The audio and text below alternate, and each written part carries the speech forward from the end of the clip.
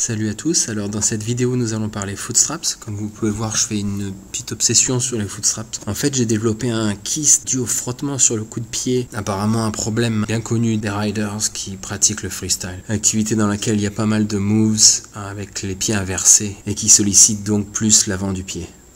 Et du coup, ça m'a forcé un petit peu à faire une bonne recherche sur les footstraps en général. Dans une première partie, nous allons décortiquer un par un les footstraps à l'image. Ensuite, nous allons voir comment affiner les réglages pour être bien dedans au millimètre. Le premier footstraps qu'on a ici, c'est le Dakine Contour. Il est en fait d'une languette, le strap interne est une languette en espèce de caoutchouc très souple, entouré de mousse. Donc il bouge sur le côté, même en le serrant, c'est un footstrap qui bouge et qui s'étire, et qui donc déconnecte un petit peu au niveau du contrôle sur la planche, du fait de son étirement. Comme ça, quand je vais sur l'avant, il s'étire d'abord et ensuite on a un appui sur la planche. Donc c'est pas idéal dans des grosses conditions.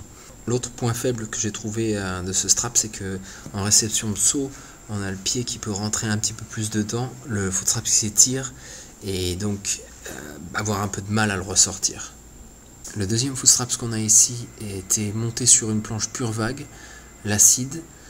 C'est le footstrap starboard, le plus léger de tous les footstraps qu'on voit aujourd'hui. Le système d'attache est assez simple avec ces deux sangles qui coulissent l'une sur l'autre et qui se ferment à l'aide d'un velcro. Les sangles ont assez mal vieilli sur ce modèle et elles sont renforcées par un plastique qui s'est craqué, donc ça rend le footstrap très très souple. Je pense que dû à sa légèreté, il a peut-être un manque de qualité au niveau du plastique, mais il se décompose, quoi. Et du coup, il tient pas bien sa forme et il attrape trop le pied.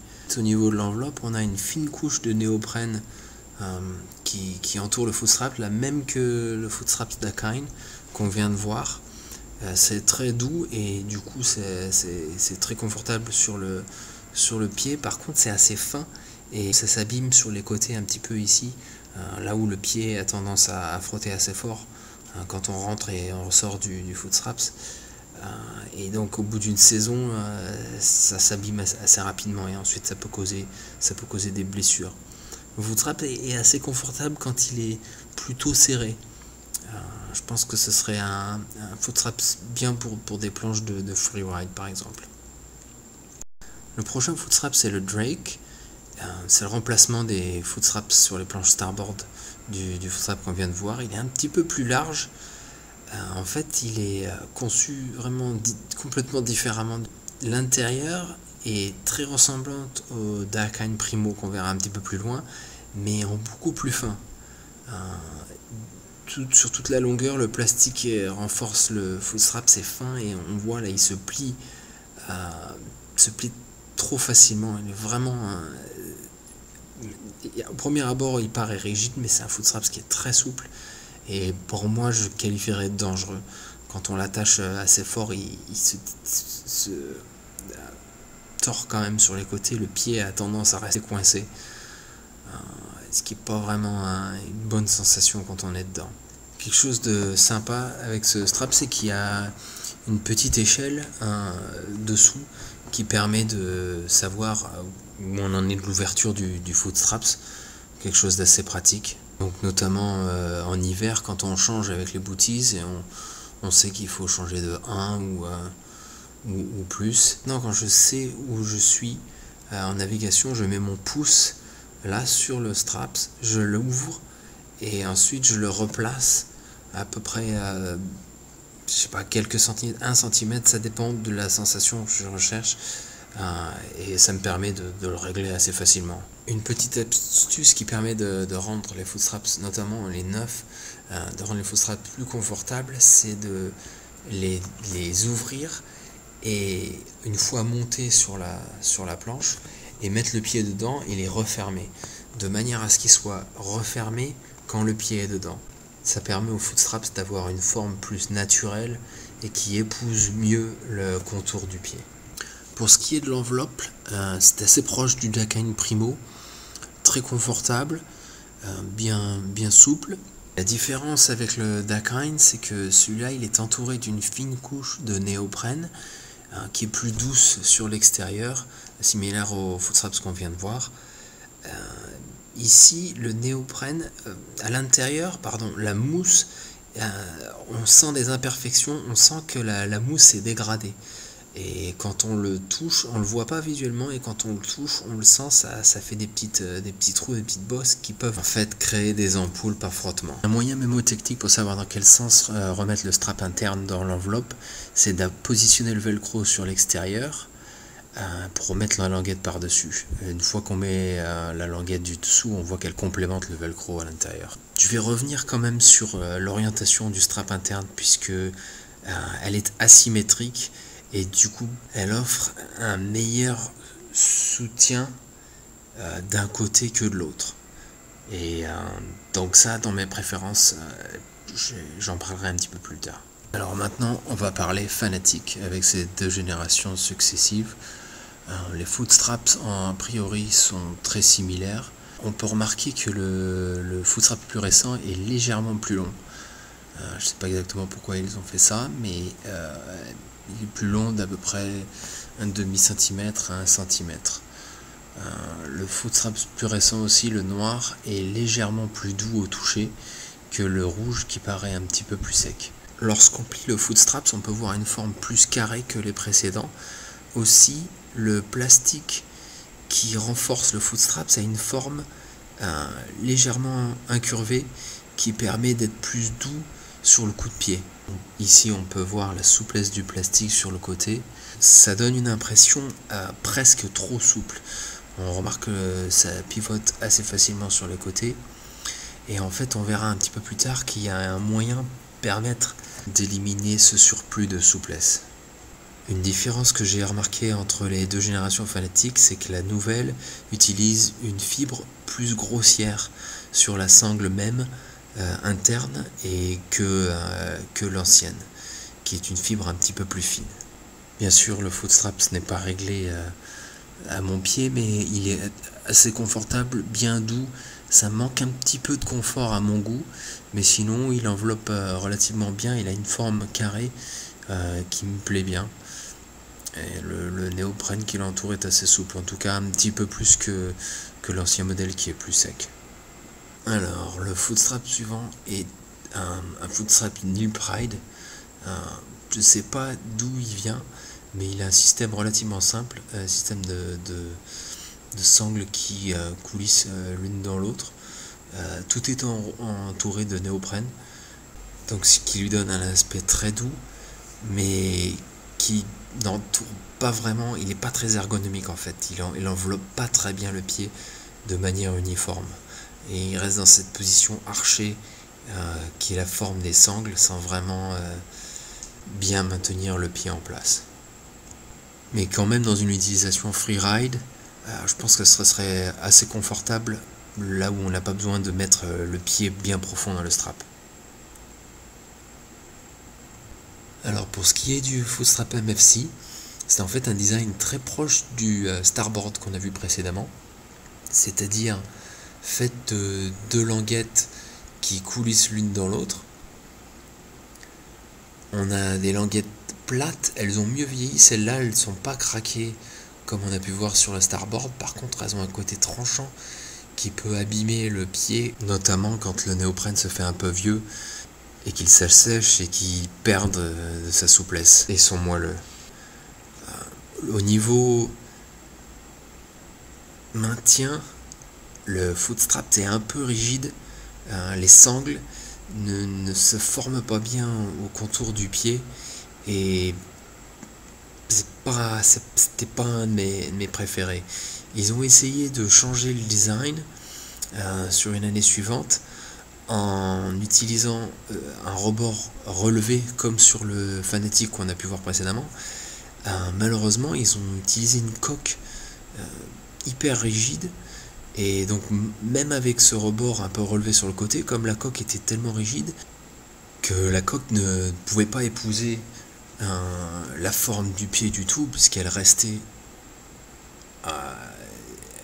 archée comme ceci, et en se penchant en avant, il n'y avait aucune déformation, enfin il y avait peu de déformation du foot straps et on appuyait ici sur le rebord qui pouvait causer des blessures. C'est notamment ce design là qui m'a blessé le pied. Ils vont m'en vouloir à MFC, mais un autre problème avec ce design, c'est qu'il n'y a rien qui empêchait le foot strap de se refermer, même légèrement, et donc quand il y a vraiment beaucoup de forces qui sont impliquées, notamment au surf, donc sur le strap arrière, le pied peut rester coincé. C'est-à-dire que on peut fermer le foot straps, mais une fois que le pied est dedans avec les forces, il se détend légèrement, et ensuite comme il va se refermer, ça bloque le pied d'une manière non voulue. Alors, je vais montrer mes deux foot straps préférés en dernier. On a le JP et le Dakine Primo. L'enveloppe JP est en néoprène souple, un peu comme un gel. Et ça cache bien les imperfections qui sont dans le strap interne. Sur les côtés ici, ou les petites coutures, les transitions plastiques à sangle. Ça, c'est quelque chose que j'aime bien. Parce qu'au fur et à mesure du temps, le néoprène sur les autres plus classiques perd en souplesse, notamment dans les coins qui sont un peu plus pointus que les autres. Le Dakine Proform a ce même type de gel. J'ai vraiment un faible pour le JP parce que la manière dont il se forme, le plastique étant légèrement plus rigide que sur le Fanatic, il est bien carré et il pivote juste ce qu'il faut sur l'avant sans avoir trop de jeu, trop de souplesse. Il est aussi légèrement plus large que sur le Fanatic, à peu près la même largeur que le Primo, peut-être un tout petit peu moins. Il bloque bien sur les côtés et comme il monte verticalement, on n'est pas dans un système où il va vraiment bloquer le pied. Ça permet des sorties rapides, surtout quand c'est plus violent. Pour ce qui est du Dakine Primo, on a un concept très similaire au Drake qu'on a vu précédemment, sauf que la partie interne est faite d'un plastique beaucoup plus épais, ce qui rend le foot straps nettement plus rigide. Et on a quand même suffisamment de souplesse sur l'avant pour ne pas être blessé comme le MFC. Comme on a une enveloppe néoprène, on peut voir en fait les indentations que le foot straps a laissé dans le néoprène. C'est-à-dire que avec le gel qu'on a dans le JP, l'enveloppe a tendance à revenir à sa forme initiale, alors que sur le Primo, on sent quand même ça. Et comme on a des petits coins qui sont un petit peu plus pointus que sur d'autres, ça se sent avec le pied. Par contre, il enveloppe très bien le pied. Malgré une forte rigidité, on a un foot straps qui reste confortable et surtout qui devient confortable au fur et à mesure du temps. Alors l'avantage d'être obsessionnel, c'est que en fait j'ai trouvé pour moi la formule magique, c'est d'utiliser la partie interne du foot straps AGP et de l'envelopper dans le néoprène d'un Dakine Primo. L'avantage du GP, c'est sa forme qui pousse bien le pied, qui vieillit bien, sa rigidité, tout en étant un poil plus souple que le Primo.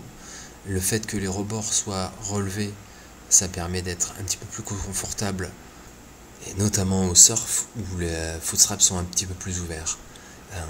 Malgré tout, une astuce que j'ai trouvée pour rendre le foot straps le plus doux possible, c'est de mettre un petit morceau de chambre à air qui pèse rien du tout, mais qui élimine complètement toutes les petits rebords, les petites imperfections du dessous du strap. Ça a aussi l'avantage d'éliminer les usures un petit peu prématurées dans les endroits, notamment sur les côtés, qui peuvent couper un peu. Là on sent les imperfections de la sangle qu'il y avait en dessous, qui déforme un peu le néoprène. Une astuce pour rendre le foot straps bien moelleux, c'est de rajouter un petit morceau de néoprène dans l'ancien foot straps qui a été découpé. Ensuite, il vaut mieux enlever les petites languettes qui dépassent pour éviter que le foot straps ne tourne sur lui-même. Le mieux, c'est de découper le néoprène de manière à ce qu'il soit la même longueur que la chambre à air. Voilà un morceau ici un peu plus épais, ou un morceau plus fin, dépendamment du confort et aussi du maintien qu'on veut, parce qu'on perd un petit peu en connexion avec la planche. Donc c'est important de ne pas être trop rembourré, sinon on perd en réactivité par rapport à l'impulsion qu'on donne sur la planche. C'est pour ça que un footstrap trop mou est un footstrap aussi peut-être plus dangereux, un footstrap trop rigide, trop sec, de même. Donc il faut trouver le juste milieu et c'est à chacun de voir un peu ce qui nous plaît le plus. Et l'avantage du Primo, c'est que comme il est prévu pour être un petit peu plus large et que le JP est un peu plus fin, on arrive à pouvoir trouver un juste milieu et c'est top au niveau confort et contrôle en même temps. Voilà, là ce que j'aime c'est que je suis bien serré sur les côtés, ce qui me permet de contrôler. Quand je pars en avant, j'ai le footstrap qui me suit légèrement et dès que je relâche, le footstrap reste en place. Ce qui me permet de sortir, faire une sortie ultra rapide sans que le footstrap qui me suive. Et la planche peut rester là où elle est. Ça, d'avoir un footstrap qui ne me suit pas quand je relâche, c'est vraiment un truc très important pour pouvoir sortir quand je veux, mais tout en gardant la planche sous les pieds dans les sauts grâce au bon contact latéral du footstrap. Un point sensible, c'est les petits côtés là en fait où le footstrap fait un angle presque droit. Le néoprène a tendance à s'user de manière assez rapide dû au contact, au frottement du pied, notamment plutôt sur le strap arrière, puisque le strap arrière est un strap où on a le pied plus en travers. Donc c'est une bonne idée ici de rajouter un petit peu de mousse ou de néoprène pour pouvoir rendre cette zone sensible plus moelleuse. Alors je voulais toucher un mot sur la largeur des inserts de footstraps qui peuvent varier même chez un même fabricant. On peut voir ici ma planche, une Goya Freeride avec un espacement de 15 cm. Ici même fabricant, même planche mais rang différents, on est à 15,4 cm. Et enfin même fabricant mais planches différentes à 14,6. Alors que l'espacement sur les rangs de devant était de 15 cm aussi. Alors maintenant on va regarder ce que donne la largeur du footstrap même dans un espace de 15 cm. Alors du plus étroit au plus large des footstraps, en premier on a le footstrap Neil Pride, qui est aussi le footstrap le plus rigide de tous, avec un tout petit peu moins de 10 cm. Ensuite on a le JP, avec exactement 10 cm. Puis le Fanatic avec 11 cm. Et enfin le Dakine Primo avec un tout petit peu plus de 11 cm. Pour peaufiner les réglages et ajuster la largeur des footstraps, on peut utiliser des rondelles asymétriques, comme celle-ci. Celles-ci sont d'une largeur légèrement différente, ce qui fait que dépendamment de l'ouverture qu'on a des inserts, l'espace entre les inserts, on peut utiliser ces rondelles là. Ensuite avec les booties et les choses comme ça, on peut sauter un trou. Seulement sur l'avant, l'angle du footstrap sera légèrement différent dépendamment du trou que vous utilisez, alors qu'à l'arrière ça ne change rien. Ensuite il faut savoir que si on utilise des rondelles asymétriques qui pincent le footstrap vers l'intérieur, ça augmente la rigidité, il perd en souplesse d'avant en arrière. Alors quand on a un footstrap trop souple, pour moi le Fanatic est un petit peu trop souple, le fait d'avoir resserré permet d'augmenter sa rigidité et d'avoir une meilleure connexion avec la planche. Maintenant le footstrap Neil Pride qui est déjà bien serré sur les côtés, celui-là il a aucun avantage à utiliser des rondelles différentes. J'avais mentionné plus tôt dans la vidéo qu'il y avait un sens dans les footstraps, et en fait là, la zone qui est en rouge, le velcro doit se situer vers l'extérieur, le plus éloigné du rider. C'est donc le cas dans cette image là, et c'est dans cette direction que le pied rentre. Maintenant, les footstraps sont asymétriques, forcément il y a une languette qui va être au-dessus et l'autre en dessous. Ça tombe bien parce que les pieds sont aussi asymétriques. Pour ce qui est du strap arrière, peu importe le pied qui est dedans, on a toujours le même côté du pied qui est du même côté du footstrap. Donc mettons ici que l'arrière de la planche soit sur la droite, on a l'intérieur du pied droit qui sera dans la zone rouge et l'intérieur du pied gauche de l'autre côté qui sera aussi dans la zone rouge et l'extérieur sera dans la zone verte. Maintenant personnellement j'ai remarqué que la zone rouge, là où le radius est le plus fermé, offre un meilleur soutien. Je trouve que ça enveloppe mieux le pied et on a un meilleur contrôle de ce côté-là. Donc sur l'avant, j'aime bien mettre mon footstraps dans le sens où la zone rouge est vers l'avant. Et ça des deux côtés. Et pour ce qui est de l'arrière, la zone rouge vers l'avant aussi. En fait, c'est pour une raison différente. C'est parce que sur l'arrière, le pied, normalement, il est légèrement en travers. Il m'arrive souvent d'avoir le pied à 45 degrés. Et avec la zone un peu plus refermée sur l'avant, ça me permet de mieux contrôler la planche. Surtout l'arrière de la planche, de la faire foiler pour exposer le rail au vent et aller plus vite. Et finalement, un autre avantage d'avoir la zone plus élargie vers l'arrière, la zone verte sur l'image, permet en cas de catapulte de sortir des footstraps plus rapidement. Voilà, j'espère avoir répondu à quelques-unes de vos questions sur les footstraps. Vous aurez compris mon penchant pour les JP, bien que les Fanatics soient aussi assez confortables, surtout en version un peu plus serrée sur les côtés. Merci de m'avoir suivi et à bientôt dans une de mes prochaines vidéos.